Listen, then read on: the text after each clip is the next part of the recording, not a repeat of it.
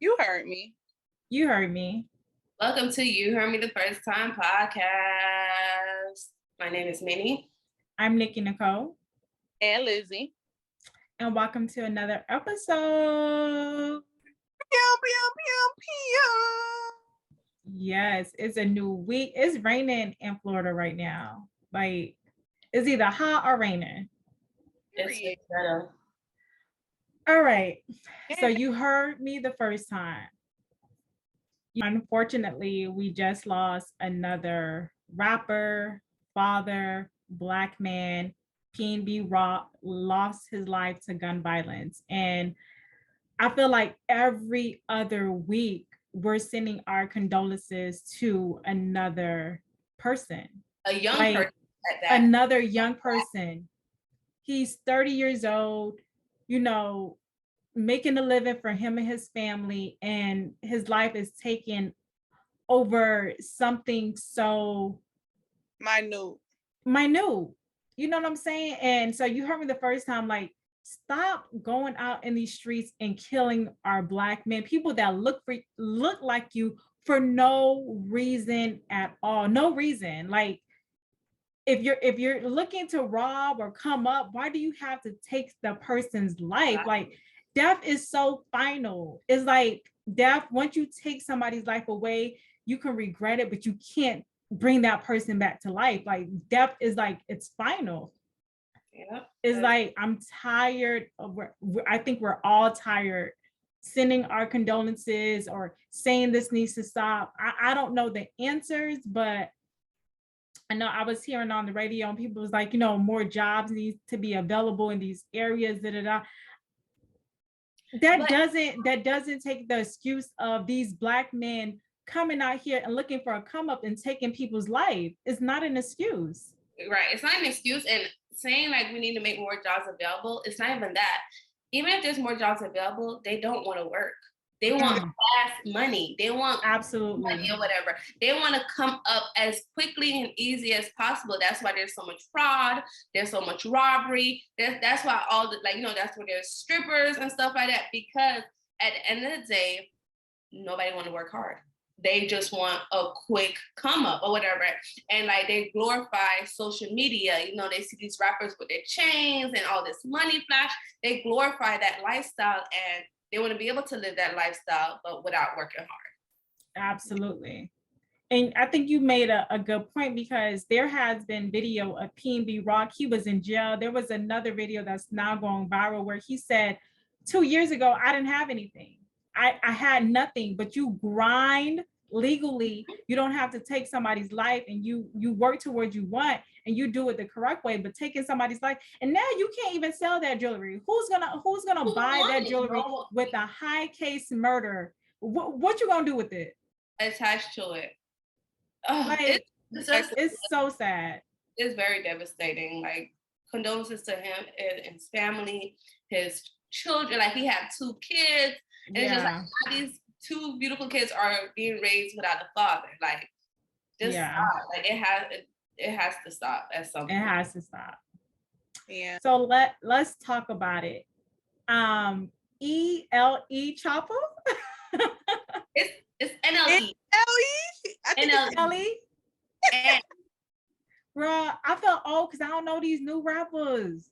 You talking about E-L-E, and she knew she was saying it wrong. Then she was like E-L-E. Like, am I right? Rapper. That rapper though. So him and his current girlfriend, well, his ex-girlfriend now, they done broke up, child. So he's a 19-year-old rapper and she's 26 or 27. And they broke up, and she is devastated, and she put out a press release on Instagram Live telling people that she is sad and she can't move on. And heartbreak is nothing to play with. I understand, it's not.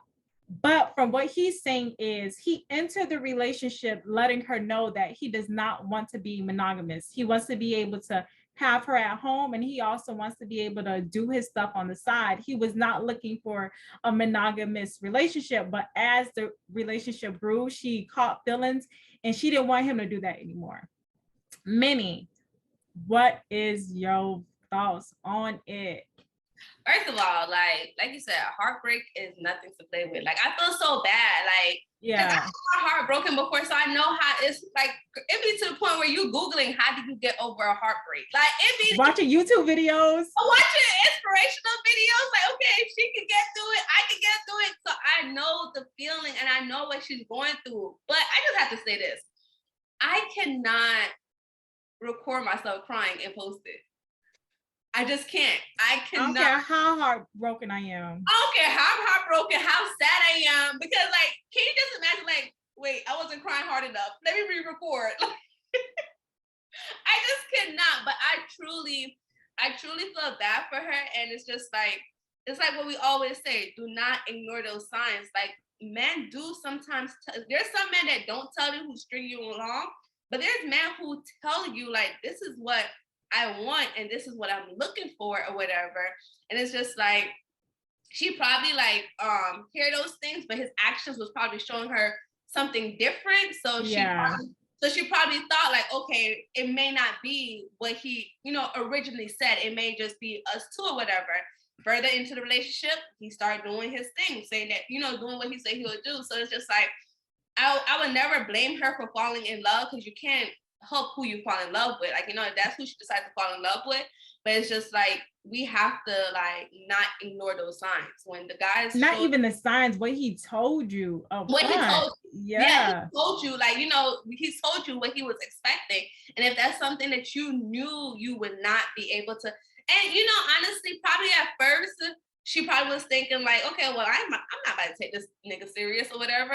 He only 19. Like, what the fuck? Like, I'm here 18 at the time. They've been together for a year.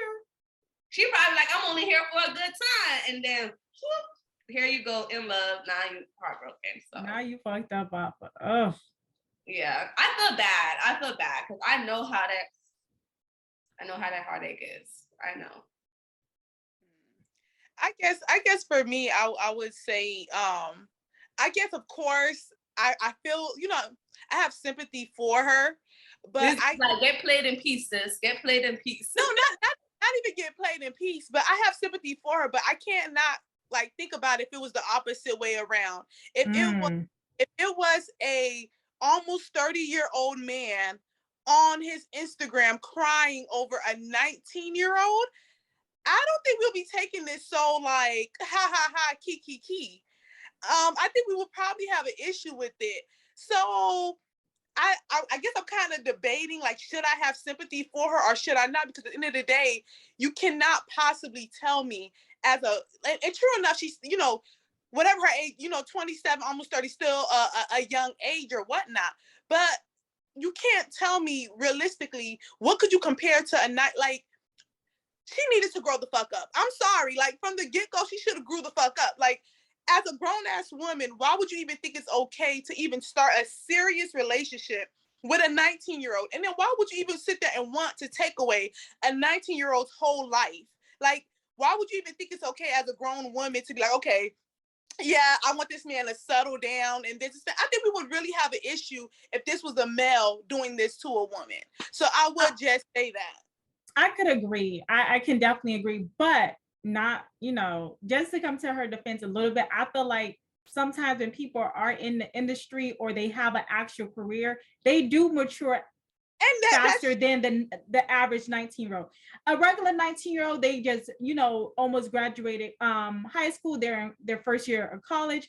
Here is a man that he's at 19, he's a multi-millionaire, he does have children, so now he's a father, so he's not the average 19-year-old, and he may be a lot mature than his age. And I'm sure, and don't get me wrong, I don't want to take that away from him. I'm sure you cannot compare him to a regular 19-year-old. I completely understand that. But at the end of the day, that's still a 19-year-old. Like, don't matter what success he has reached, his mindset is still the mindset of a 19-year-old. You should want someone to live there. You should, if you really love someone, you should want them to live that part of their life. Like, literally, he has not lived his life at all. So I just, like I said, for me, I just thought if it was a man, it would have been completely different. So I'm kind of like, no, I'm not for giving her a pass on this one. So let's talk about it. Double standards, right? Since you brought it up. there are cases where we see it a lot. There is a lot of older men that likes younger women or date younger women, but and sometimes they're shunned upon, or sometimes it's normalized. Like it's normal for a 50-year-old man, P. Diddy, to be with a woman in her 20s, Young Miami. young Miami. But if it was switched around, they put a label on us, a cougar and da da da. And me and Minnie, we joke about it all the time. But when we get up there, I want me a little, a little. If I'm not married by the age of 50, I'm not dating a 50-year-old. I'm dating like a 30-year-old. I'm gonna be a cougar. Like, I'm so serious. I will be a cougar. Like, but you know what I think? I feel like is okay. I feel like is at what age it is, right? So a 30-year-old dating an 18, 19-year-old, that's like kind of crazy. But if you 50 and you dating like a 25, 26, 27, it's okay, because like their maturity level at that time should be different or whatever. So I feel like it's at what age are you're having that major dating gap. That's how I see it. Like, I don't see a problem of an older man dating a younger woman, but is at what age are you doing this?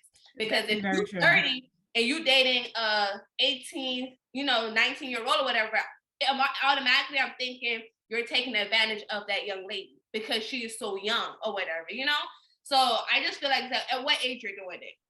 I definitely agree with that. And I think because, once again, his age is so young, like, to me, it's like, it don't make sense to me. Like, y'all go out, he technically can't even drink. He really can't. I didn't even think about that. I didn't even think about that. What could y'all really like?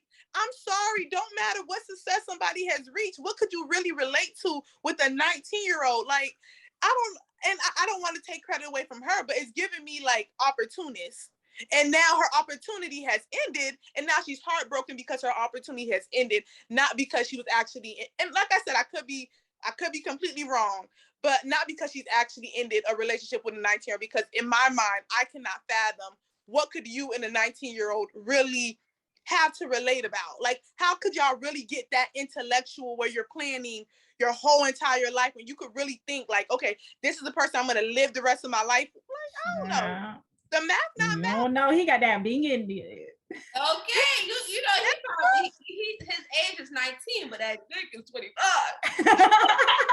That's very, but I do think it does get better if, once again, if the person is at an age where they have lived some type, because now they're able to make more of a rational decision. It kind of comes off as, if you're dating somebody that young or somebody that naive, it automatically comes off as you're trying to take advantage of that person, compared to if you're dating somebody in their mid to late 20s or 30s. Now you kind of expect that person to make better decisions in their life. Okay. That is true. That is true. So, Lizzie, what double standards do you agree with in like a relationship? Because we know there are double standards. Like, a man, do you care about a man's body count in a relationship? Are you like, if for whatever, I ain't asking, but for whatever reason, if he gives you that information, are you looking at him crazy, or it doesn't matter? It's in his past. I guess I'm gonna get on my little city girl shit. I guess the double standard that I would say like I'm okay with is men being the provider. Like, I am a-okay with, God, please bless me with a rich nigga. That's it. Like, I'm praying for that every night. Bless me with a rich nigga that got some sense. Period. And I'm good. Yeah, you gotta add it, got some sense with it. Hello. You gotta add that part. You gotta add a whole sentence with that. That ain't got no sense.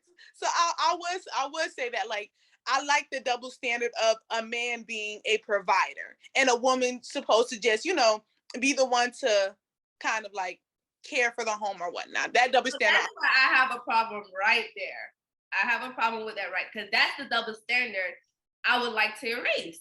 I would like to erase the double standard that was created generation upon generation, what a woman should be doing. Like, a woman should be cooking, cleaning, helping kids with their homework. Like, I hate that double standard, because the reason why I hate it so much, because now that women are taking on another role as far as being the boss in the relationship, or, you know, they're working and they're making a lot more money than men, these men can't take it. Their ego get the best of them and whatever. Now we're labeled as too independent, and now they don't want to date someone who makes more than them, or they don't want to date someone who's out there working. They want to date someone who's just staying home, because now we have this bad label, because now that we don't want to cook, clean, and do all that. Like, I hate that double standard. So would you date a man that you made a significant amount more than? Like, I will date a man that I made, well, when you put the emphasis on significant. Yeah, significant. Like, if you were doing really, really well, let's say if you were making $200,000 a year, right? And his salary was $55,000 a year. Are you? I can do it, right? The reason why is how although he's making $50,000, how is he with his $50,000 a year, right?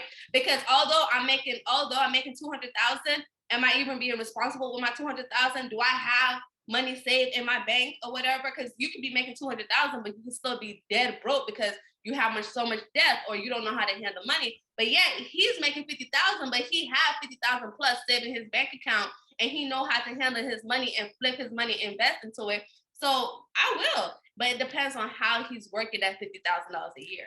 So if you're making that much more than him, because you say you don't like the double standards of, you know, women have to do this in the house, this, like, you don't want that to be a title that's automatically given to women just because you're a woman.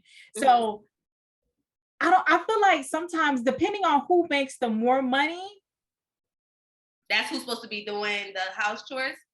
I think sometimes it comes down to that, because if you're making that much more money, you're probably doing more financially. Right. It can, but I can speak for my relationship, right?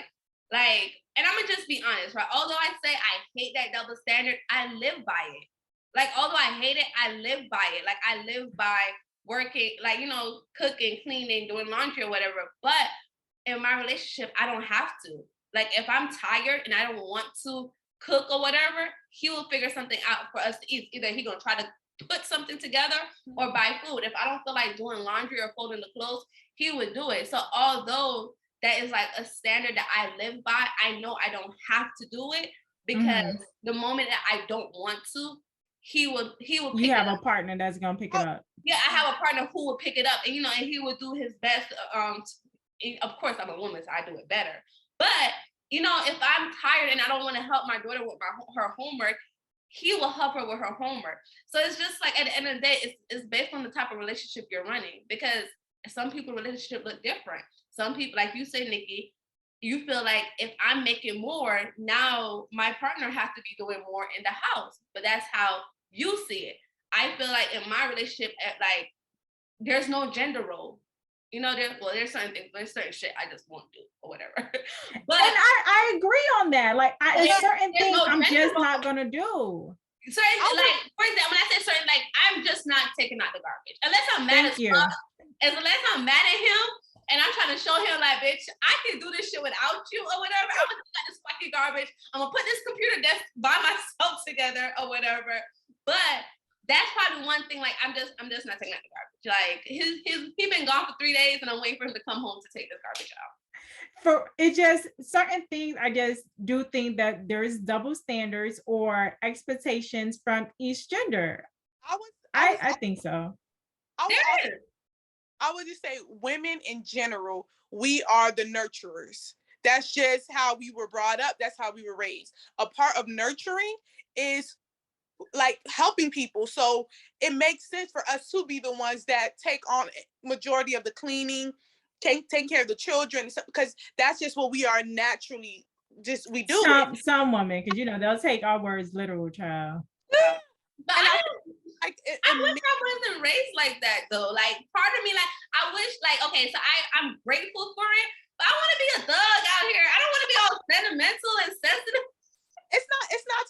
To me, I feel like it's not to sit there and say, and I think in this day and age, I think it has changed a lot, because majority of the time it's not how it was back in the day, where literally if you were a woman, all you had to do was stay at home. I think now, of course, like Minnie said in her situation, I think many situations, a lot of different people's situations, where because now women are going to work, we have to change the idea of being a nurturer. So now of course it's not fair if your woman is sitting there working a full-time job for you as a man to sit there and just be like, okay, well, I work too, and she's a no. And I'm not saying that at all. So of course, when women are now in the workforce, men do have to now be more, they have to take on that nurturing aspect of it too. But when it comes to the overall person that leads the nurturing part of the family, I think that is for a woman, and that role should be left for a woman. And then when it comes to being a actual provider and that type of stuff and protector, that role should be left to the man. And only those final decisions should be only left to the man. But of course, as a couple, you have to come together and jump into different parts. Yeah, I feel like everybody has, their role and, who should play what role. I'm not married, whatever, but I do feel like once, like Minnie said, like, because she's a woman, or maybe just because she is who she is, she's going to get stuff done better than her boyfriend is. I just feel like you can tell when a household is being ran by who in certain aspects, like he can do this and he does this really well and you do this, and it doesn't have to be gender roles. It can just be what fits for your relationship. Because y'all be taking stuff, y'all be killing us in the comments on YouTube. Oh, child, they be coming for us. So the men, yeah, the men especially. The men be butthurt. So I have a question. What gender role would you, not gender role, what standard would you want to create? Like, for me, let me say this. I would like this standard to exist. Like, if a man sleep around, we consider them as hoes and do not make them into a husband. Just like how for women, if we sleep around, they consider us hoes, and now a hoe can be a housewife. So it's like, I want to create that standard for men too. No, nigga, I'm not making you my husband. I'm here for a good time and that's it. Just like how they be doing us, I'm not making a hoe into a housewife like they would say or whatever. So I want to create that standard for men too. Like, nigga, your dick you slinging everywhere. I don't want you. Like, so it personally, if I'm dating a guy, if I feel like any woman could have you, or you're just like a guy that love the ladies, I don't even want you. Like, everybody could have you. That's one thing that's just really important for me is selectiveness. Like, I want my man to be, I want to feel like, I just want you to be selective where, you can't fuck with just anything. You have a certain category you want to, mess with. Oh, that's so true, because when you look at like the bitches, like niggas that like a nigga that you like, right? And you look at bitches they used to fuck with, you be like, it matters. I be embarrassed, like, nigga, why you with me? Like, what you see? Because that's what you like over there. So that is so true, Liz. Like, because I'm gonna judge you by your past. Yeah. Hello. I don't know. I gotta think of it. A standard that I will want to be across the board.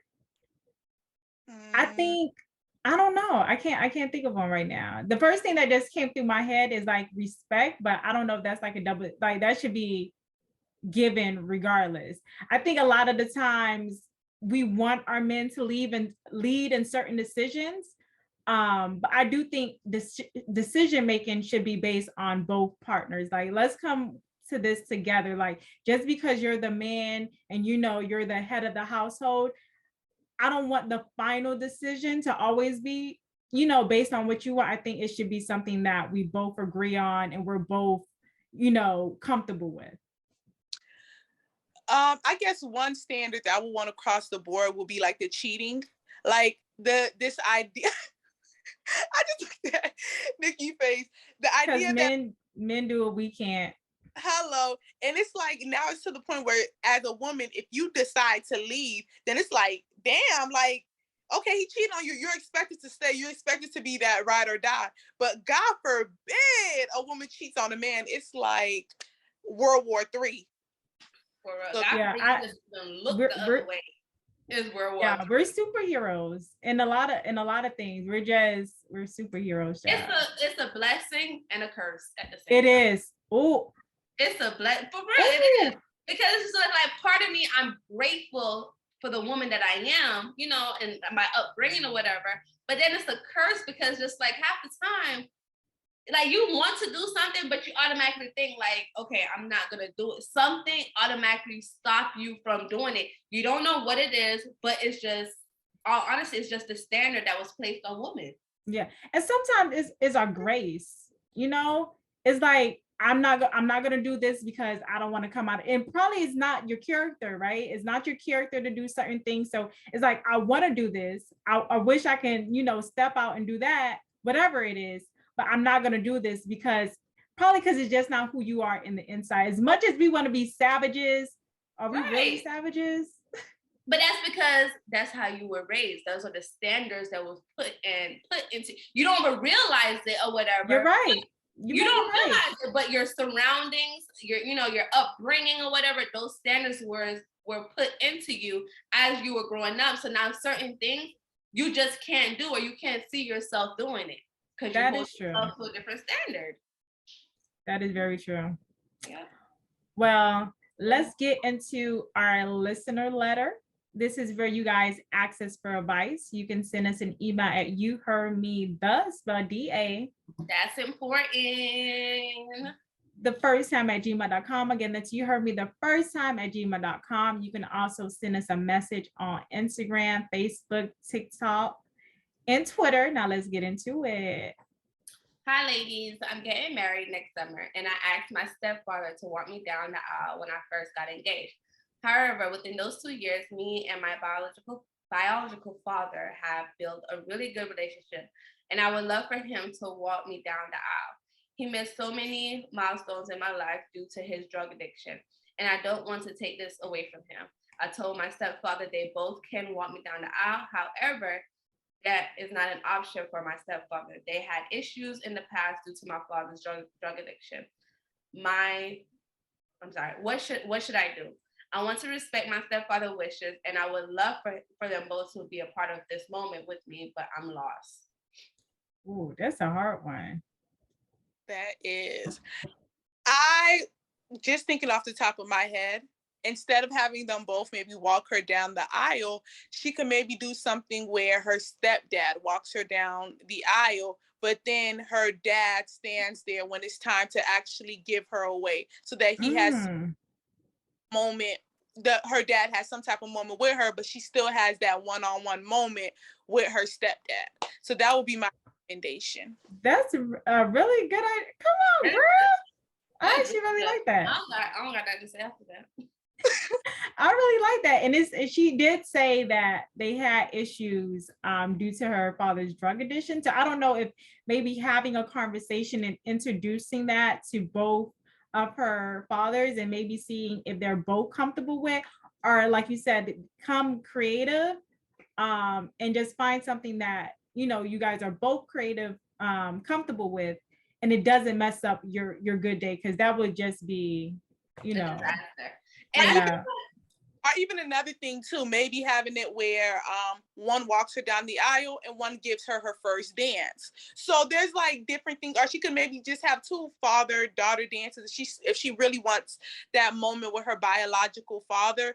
But I would kind of say she should kind of like give a little bit more leeway to her stepdad, because that was the person that literally stepped in when, you know, when he didn't have to or whatnot, and he became such a big father figure in her life. So I do think that she should have, grace with him for that, and just try to, like Nikki said, come up with, creative ways to make them both happy.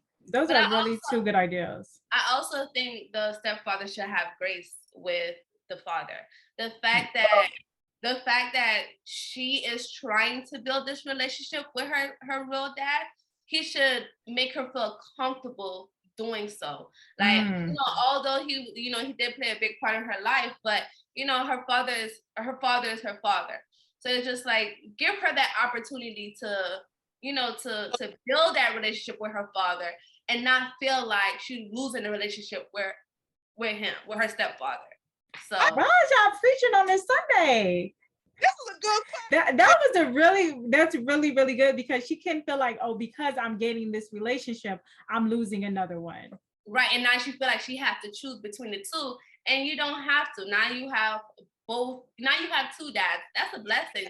Some people don't have one, and now you have two. So, you know, that communication is key. So have a conversation.